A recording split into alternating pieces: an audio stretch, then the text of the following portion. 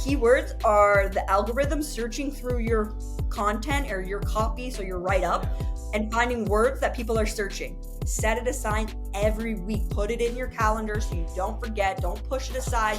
You wouldn't push aside a client call because you're like, oh, I'll do it later. No. But I found personally that my audience on Instagram is different from my audience on Facebook. And I found the same posts don't get the same reception or response.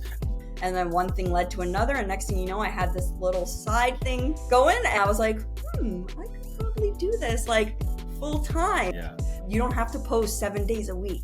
That's overkill. Yeah. How often should business owners be looking at those analytics? Weekly, monthly? What do you recommend? Welcome to Behind the Business, candid conversations with entrepreneurs with me, your host, Mark Leray. Join me as I dive deep into the journeys of business owners, uncovering the struggles and triumphs in casual, candid conversations. Tune in for inspiring stories and valuable insights to fuel your entrepreneurial spirit. Let's do this. Are you struggling to keep up with the constant changes on Instagram? Feeling frustrated or overwhelmed by the pressures to post daily and not seeing the results that you're looking for? In this episode, social media manager and consultant Nicole D'Amico reveals the key to cutting through the noise on Instagram. She understands the frustration of chasing the algorithms and explains how focusing on organic growth can ease the stress. Nicole also dives into the pain points that businesses face, spending too much time on posts that don't perform and are lacking clear strategy. Learn how batch creation and scheduling can save you time and why engaging in stories is now crucial to boosting visibility. Plus, she shares insider tips and analytics to identify what's really working. So if you have been stuck spinning your wheels on social media, this conversation will help you to take control and grow with confidence. Let's join the conversation. Tell me, how did you get into this social media game? Yeah, so my last job, I kind of just got thrown into it. I was working as an admin, and social media wasn't part of my job. We actually had someone on board that just did social media, and she ended up leaving to help a family business. It kind of got put on my plate for a bit, and she did some training with me. I did some online courses, did some online free courses on my own. And then from there, I just ended up doing it for my current job. And then from there, I got talking to some other people I know, and they're like, oh, you do social media for your job. Can you help me with this? And then I was like, yeah, sure. And then one thing led to another. And next thing you know, I had this little side thing going. And then I was like, I could probably do this full time. And I just took the leap, which is absolutely terrible. Yeah. But just took the leap and jumped right in. And here we are almost 3 years later, 3 years later now. 3 So, years. yeah. Well, congratulations. That's awesome. So you took that leap of faith. Yeah. Just terrifying because you're responsible for your paycheck. I mean, you always are because you can get yourself fired from a job. But you're responsible for coming up with the money. You're responsible for chasing the money. You're responsible for all the business stuff. And for my job, and responsible for other people's social media and other businesses.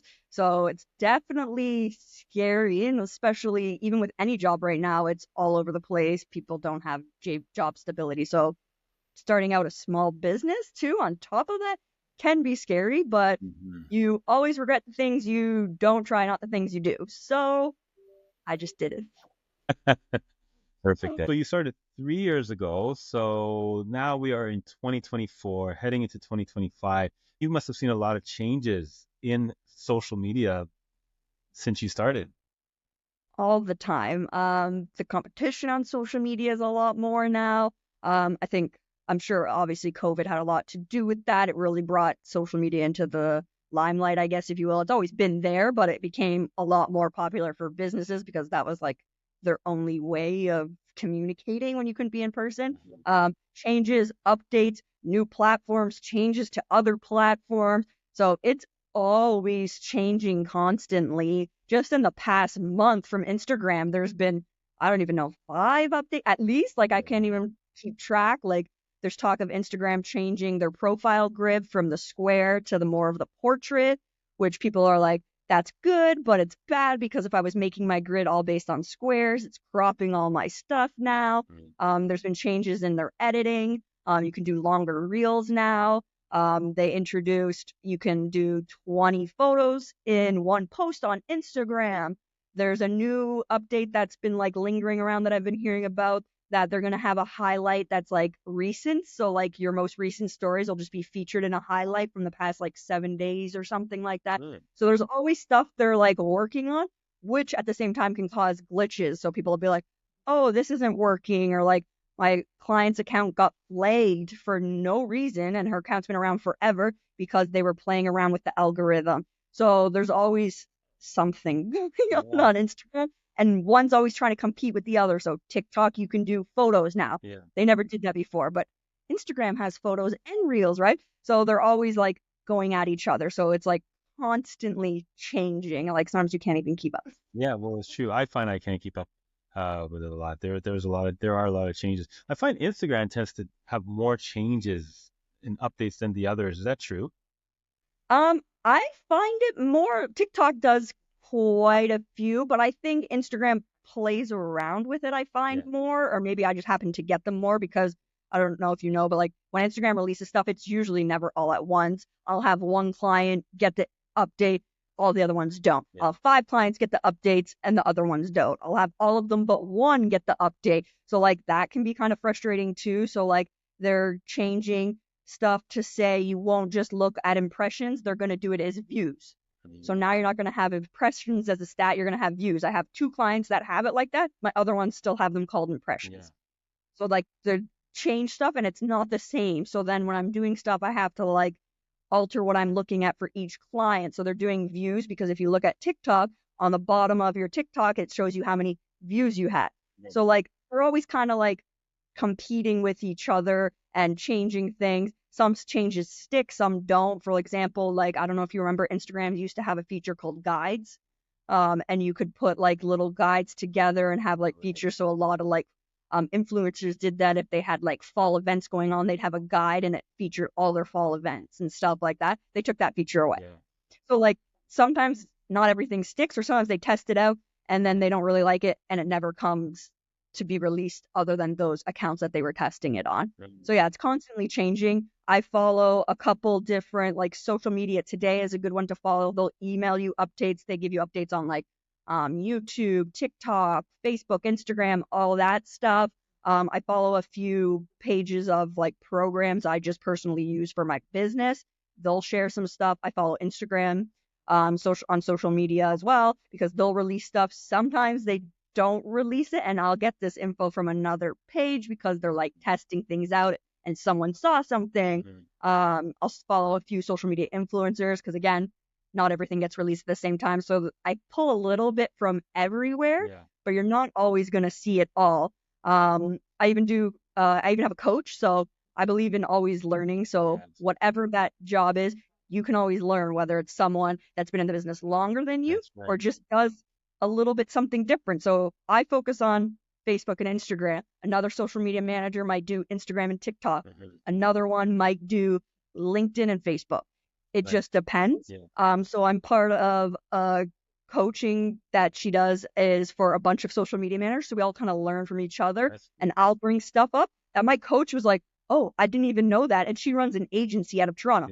Just because like it depends where it gets released or where it gets posted, because sometimes Instagram doesn't even post, or Meta, if you will, doesn't even post it yet. You see it because, oh, I got a weird update. So the grid thing that we were talking about going from square to portrait, I saw that because one of my clients, their profile all of a sudden changed and it wasn't little squares. It was all like portrait size. And I was like, oh, is there a glitch? And then to like go find out, other people posting being like, did anyone else see this? Seeing that Instagram now is testing to see if they're going to change your profile grid.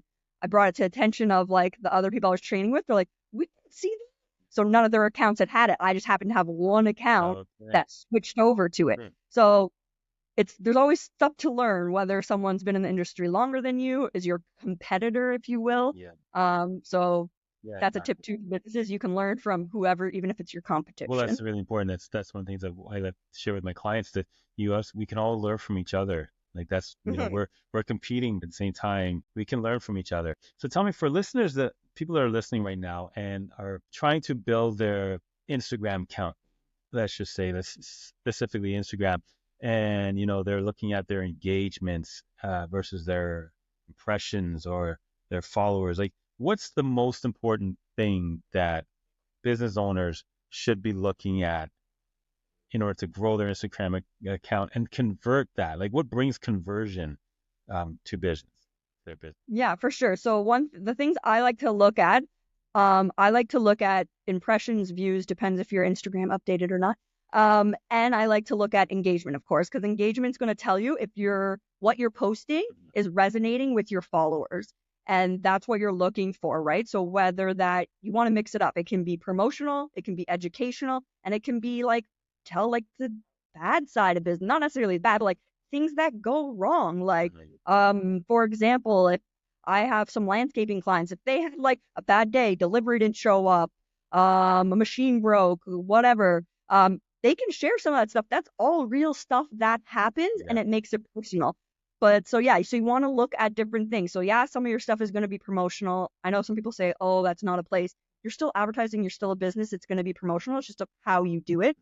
But you want to look at your views, impressions to see that, make sure your content's being seen, and engagement, so that people that are following you like what you're posting. You're always going to have posts that do better. So that's what you kind of want to look for. What was I posting that was getting the most engagement and the most views? Then kind of stick from there. So if you're getting a lot more from like reels and like behind the scenes stuff, that's kind of what you want to do. If you're getting a lot from like tips you're sharing, that's what you want to do. But at the same time, don't forget those other categories because those are going to be important to you as well. And still track followers. Absolutely. Is that growth going to happen overnight? No. It could be really slow. You could have one a week, you could have five, you could have zero. Like, that's realistic if you're going organic. And I 100% believe in organic growth. Yeah. So it's going to be slow. It's going to be steady. It could take 1 month. It could take 5. Like, there's no overnight formula. And the people that tell you that is because you're buying followers. Yeah. And And you so don't by want, organic, that's what you mean by organic. It's being authentic. yeah. It's just, And just doing it by, so you see these ads that are like, oh, do you want to get 5,000 views on your next reel? This is like a hack. It's not a hack. There's no quick way to be viral, and that shouldn't be your goal anyways, on social media, because if there was, everybody would be doing it. Those are just hacks and ways. You're like, oh, you want to have 1,000 new followers? I can do that for you. Okay, good. You want 1,000 fake Instagram accounts from another country that are following you? Is that going to help your business? No, So is that what you they don't call have. bots? Those are bots? Yeah, so like they'll just have like fake accounts that because you can create as many accounts as you want as long as you have an email, Yeah. right? So they could have 20 emails and create 20 profiles. It doesn't mean they're real people. Yeah. You want to do it organically. So like get followers to follow you because they see your content. They're like, oh, and click to follow you. Those are the people you want because those will turn into clients Okay. or customers, whichever you call it. Yeah. But yeah, so you want to look at your impressions and your engagement, and of course, watch your followers. Your idea, you want to see growth, and you're going to see growth by doing it organically. It's just going to be slow sometimes. You'll have high weeks, low weeks. But if your engagement and your impressions or views are there, it will come. It's not a sprint. Let's be clear, Yeah. right? It's long, it takes a while, and it takes dedication, and it takes consistency. Yeah. Consistency is key. Mhm. Tell me, how often should business owners be looking at those analytics? Weekly, monthly? What do you recommend? Personal preference, I do my clients weekly. Some do it monthly. It's totally up to you. I would at minimum do monthly because algorithms can change. Your followers' interests could change. The times you're posting like could change if you're trying to follow that. That's not life or death. That's just like a guideline of when you should post. But I would at least do monthly because if, for example, say a certain kind of post like you behind the scenes and showing stuff in reels has been doing really good, and that's what you've been posting all month, and then you go look at you don't look at your analytics and you just keep doing that and you're like, oh, I'm not getting like the same results. But maybe if you looked at the end of that month, saw that it was kind of following off and people were watching your carousels with tips, you missed that opportunity to switch over what you were posting. Right. So I would suggest at least every month, check and see what's doing well in case you see a shift in what your followers like to engage in. So you can flip what you're doing and plan the next month according to that. Because you don't want to be doing the same thing when maybe your followers' interest in that kind of like shifted. Okay. So that's why I personally do it weekly, because I want to catch if like, oh, okay, like this week they are not really falling into that. They've been liking our carousels and we've been doing a series on like 5 tips for this, and this. And I was like, oh, that's been doing well. If I hadn't checked my analytics and kept doing the same thing, I've missed out on chances of getting views because I wasn't watching my stats. You want to post what your followers or your customers or your clients want to see, not necessarily what you think. Obviously, that's where you start, but those stats will tell you if you're posting the right thing. So in other words, your customers, your followers will tell you what they want you to post. Yeah, exactly. Like you're always going to have a little bit of a guessing game if some switches or all of a sudden you're like, oh, my views kind of like went down and nothing's really jumping out. Then it's going to be a trial and error. And that can happen even to accounts I've been managing for 2 years. That can still happen. And there's still going to be downtime, like sometimes in June, right when like school goes out and summer break just starts. Sometimes there's a downtime right after Christmas or during Christmas.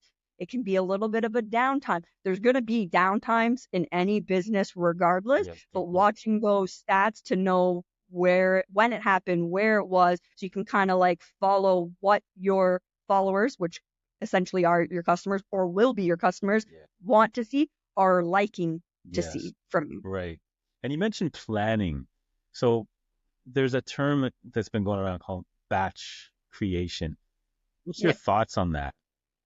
I think it's a good idea, especially for a small business. So if you have a store, it doesn't even matter. You don't have to have a storefront, anything. I came from one today. So I have one client. I don't do full on management for her, but what I do is something called consulting. So she likes doing her own content. She's a storefront, so some of it has to be like done on the spot. And for me to be available to her 24/7 is obviously going to cost.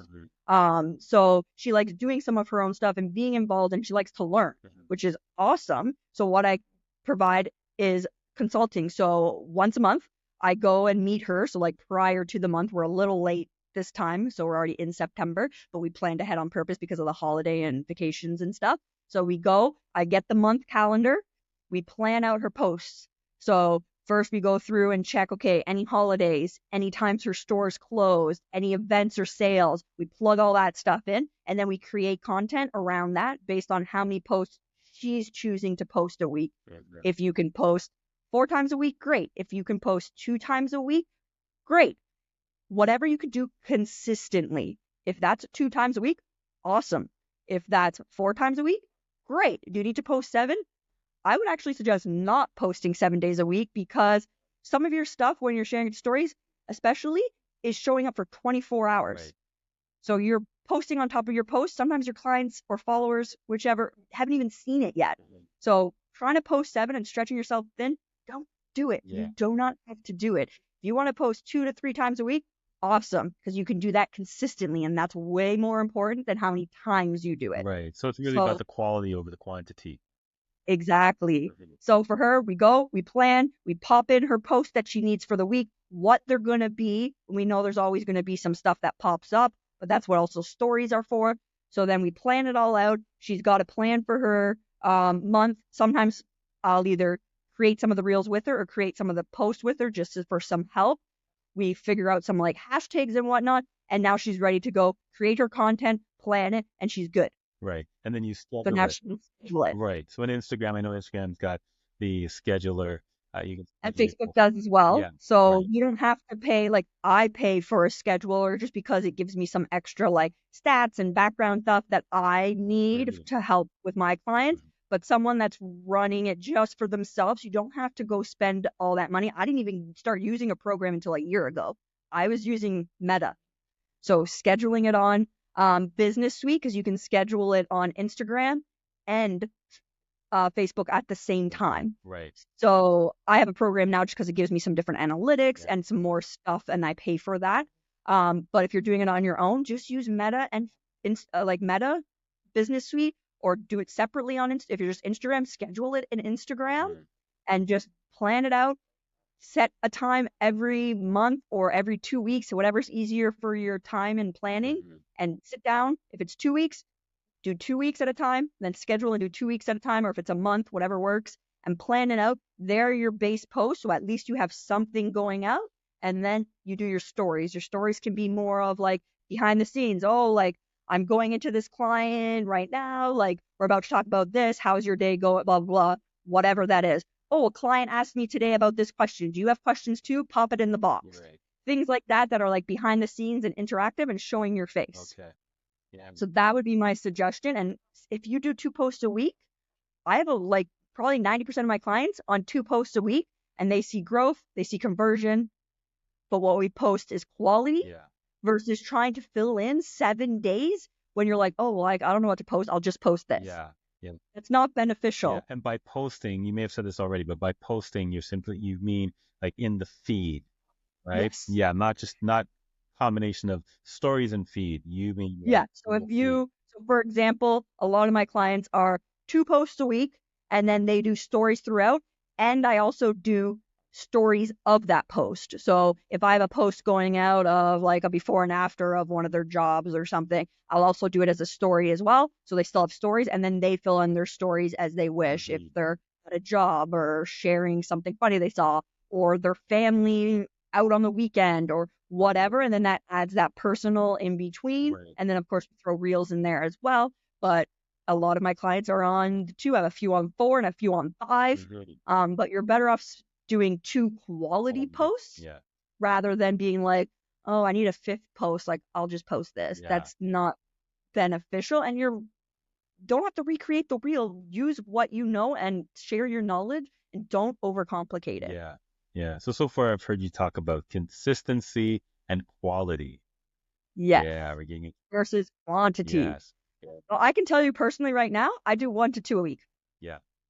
And I can, my client base is pretty like full. I could maybe, but like, and that's doing 1 to 2 a week. Yeah. So that doesn't, you don't have to post 7 days a week. Mhm. That's overkill. Yeah. And you're gonna do that consistently for like a week or two, and then you're gonna burn out, Yeah. and then you're not gonna post for 3 weeks.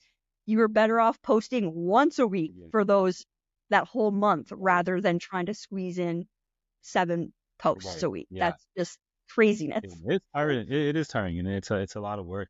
Yeah, because I remember being guilty. I'm guilty of doing that in the past, and then it's like, man, that's a lot. I find it's much easier to post your stories because it seems a little bit more relaxed, and as you're saying, some behind the scenes or a little something You funny. don't have to write a caption. Right. You don't have to do hashtags, so you can share some of that stuff there, and then pre-plan some of your other stuff. So whether that's like educational content, tips, a little bit about your services, because there's always a time and place to share about your services. People want to know what you do. Yeah.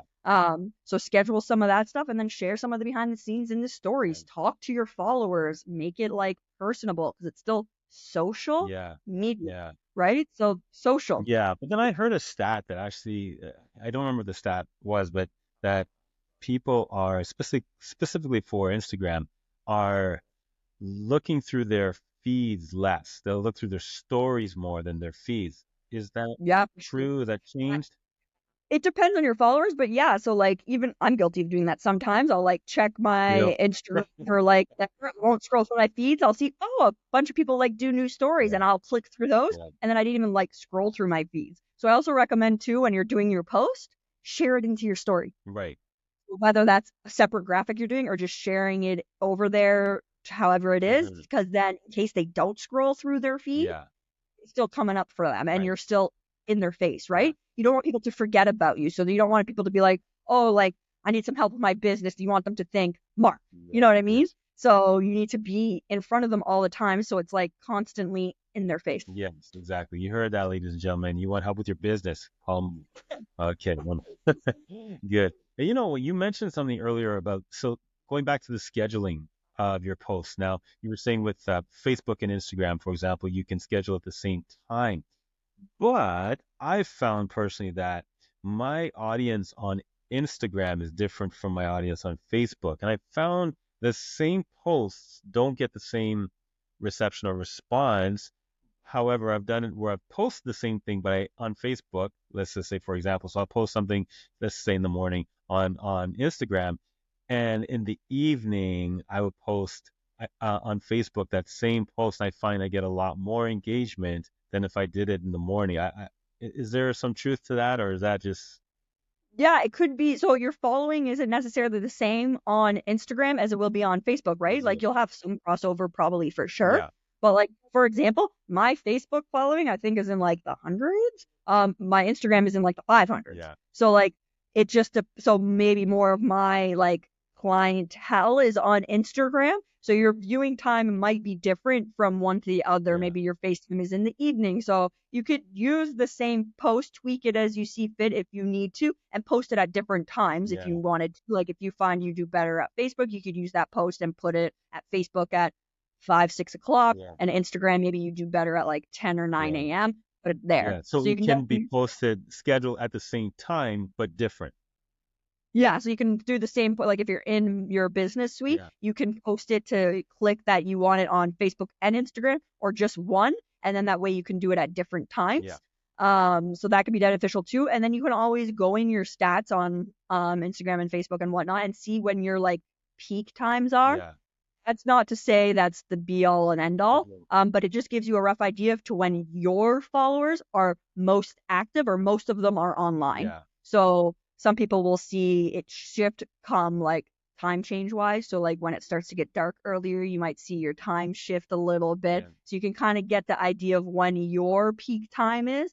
I mean, it's a gamble. It's just playing the odds, really. Like yeah, you could do a post when it's not your peak time and it can do really well. yeah, But if a business is trying to be like get the most they can, you can use that as kind of like a guideline to see when your followers are online, not when Facebook and Instagram says the most are, right, because that's just generic over their millions of people. mhm, You kind of see and kind of use that as like a guideline. And then as you start posting, you'll be able to tell based on your stats when works right, for your followers on each right. platform. And time zones would make a huge difference also. Yes, you have to watch the time zone on Facebook and Instagram. I think it's Pacific time is what it is, but double check because it's not like necessarily Eastern. Yeah, So watch that, make sure whatever time it says, yeah. it's which area that is, so you're converting it to Mhm. to your time zone. Yeah, because I find, I'll be honest with you, on for some reason on my TikTok, so I do TikTok a little bit. I have nowhere near as many followers as I do on Instagram, but for some reason, I got a lot of people from Australia and New Zealand that follow me. You're like, Yeah, I'm not sure why, but yeah, so I find that the time zone thing, and some of them I do find too. I when I do look at my analytics that yeah, I see quite a bit. For some reason, it's going up from Australia. I don't mind because I'm looking to do business anywhere, but it makes me wonder those posts that I'm posting, say in the daytime or whatever, like when are they seeing it? Because they're a whole day away. different time. It could be a trend or a hashtag or something they searched, and now you're just keep popping up there, Yeah, like, right? Because algorithms, they pick up words, they pick up whatever they can, yeah, right? So, or hashtags. yeah.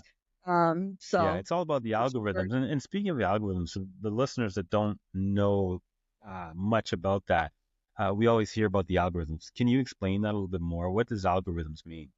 so it's how they like program it to like search. So people always talk about like, oh, you need keywords for the algorithm. Oh, you need to do that. You can chase the algorithm until you're like blue in the face. But it's how they're going to categorize your content. So people, for example, the big thing for me is like, oh, people are like, oh, hashtags are dead. Yeah, I will fight this until the end of time, until my stats show otherwise that they are dead, because people have to remember what are keywords.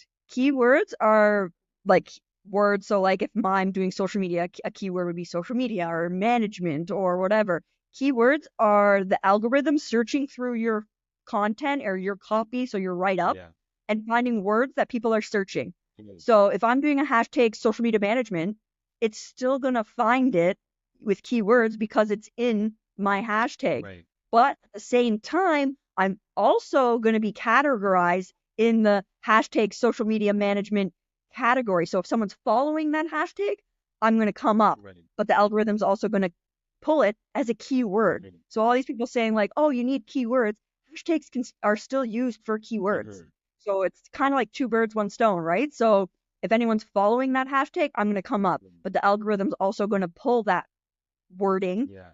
in its algorithm to search you. So it's the algorithm is just how it's categorizing and distributing the content on social media platforms, I guess is the best way to explain it. It's always changing. They're always tweaking it. They're tweaking what views better. You can kind of follow it, but at the end of the day, follow your stats best you can and post for your audience because there's no way to ever like beat it because it's always changing and people are like, oh, like, just have to get over no, like you have to kind of understand how your stuff's going to be categorized. So understanding that people use keywords, so including like for you would be like business consulting, small business, like using words that people would search to look up your kind of business, but you can use those in a hashtag because they're going to still be keywords because it's still in your content. Yeah. And at the same time, you're going to be categorized under those hashtags because people still do follow hashtags. Right. So it's basically So- both having it in your hashtags, but even in your content itself. So as you said with business, I'm a business Yeah. consultant. So I would have something about business or small business, in my content, but you're saying use the hashtags also. Yeah, so for example, maybe my caption, I couldn't find a way to use, I don't know, social media consulting in my content without it sounding weird and look like I'm trying to put in keywords. If I'm using a hashtag social media consultant, it doesn't matter because they're still going to use the hashtags as keywords too, not just hashtags, because they're still words that are in your content. Yeah. But using the hashtag, so there are those times you see like a particular word, okay, social media management, there's 2 million of those. And then you have, the same word maybe spelled slightly different, 600,000. Like, how do you know is there a balance of hashtags to use?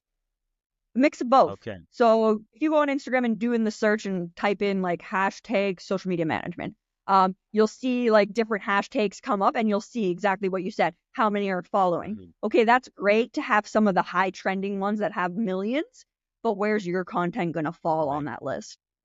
Down. Okay, so include those, yes, but then maybe there's one that has social media management Ontario that only has 200,000 or 50,000.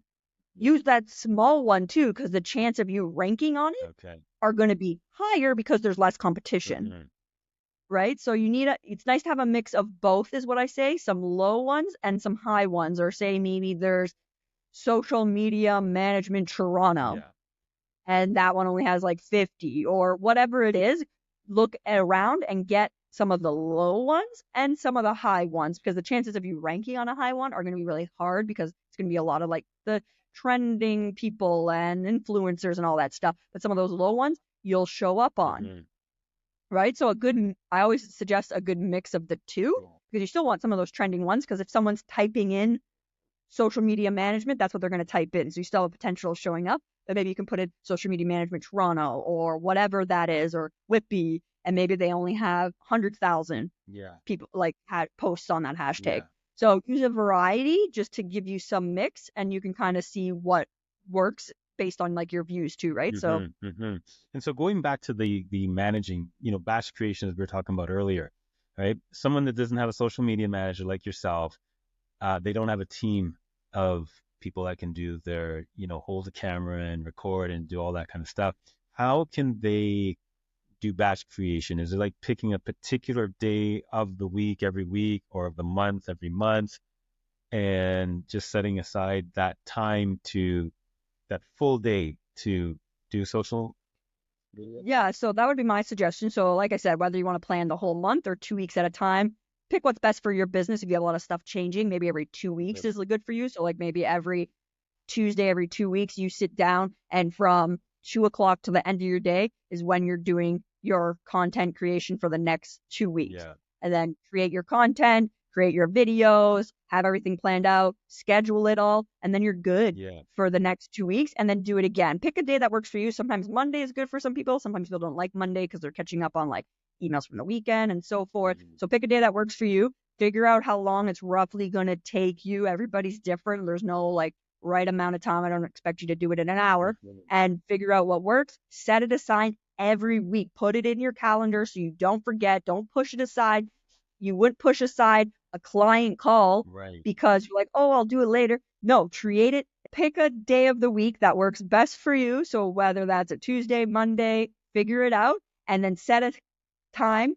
Do it. Yeah. Put it in your calendar. Set it as an appointment. You wouldn't change a client call and be like, oh, I'm not going to do it. So treat it as just as important appointment. as that, because it is. Yeah, that's true. And just sit down and do it. And once you get into a routine of doing it, you won't even like think about it. Yeah. So you'll just be like, oh, it's part of my day, and just do it, because it'll help so much. And then that means you're not every day just being like, oh my God, what am I going to post? Like, I'll just post this. Yeah. When you're planning it, it's thought through and it's quality content, So the right? quality Instead of comes just in. throwing stuff. Yeah, makes sense. That's where the quality comes in. Again, it's about quality, not the quantity, people. Yes. Yeah, that makes a lot of sense. I like what you said there, treating it as though it's like a client. It's an appointment. It's like a doctor appointment. It's like anything else that you would go to, and you set an hour, you set half a day or whatever it is to go to that appointment, to service that client. So treat it the same way. That makes a lot of sense, and it's less overwhelming. Yeah, it's an appointment with yourself, Yeah. right? Like I would hold my clients accountable, like hold yourself accountable too, right? Like you wouldn't cancel with a client, so don't cancel with yourself. It's for your business. So just sit down, do it. It's going to provide quality content. It's going to provide less stress on you if you know you're done for the next 2 weeks. So you're not like, oh, I was supposed to do it today. I'll push it till tomorrow. Push it the next day. But no, just sit down, do it, get it done, and pick a day that works for you. If Monday's not it, that's cool. Yes. Maybe it's Wednesday. Maybe it's Friday, the second half of the day, because you're usually pretty quiet on a Friday because on the weekend you kind of take off. Okay, so you do the second half of Friday and then do the 2 weeks following and just get it done. And it's one less thing on your plate, because if anybody knows small business owners, you wear a lot of hats. Yeah, exactly. Anyone that follows me knows my 3 words: decide, be, and do. Just decide. Yes, Be it. absolutely. Good. Nicole, tell me what's coming up in 2025 for social media. Any secrets that you can share with us? No secrets are really, there's always like predictions of like, oh, it's going to be this, it's going to be that. No. I know that first for a while they were like, oh, videos, oh, this is going to change. Oh, TikTok competitors, there was this new social media platform. There's always like rumors going around, but if I'm being completely honest, I don't really read too much into them. They'll usually do like a little like, oh, this is what you can expect to see in 2025 at like the end of the year. I never believe that stuff until I see it happen. So not really.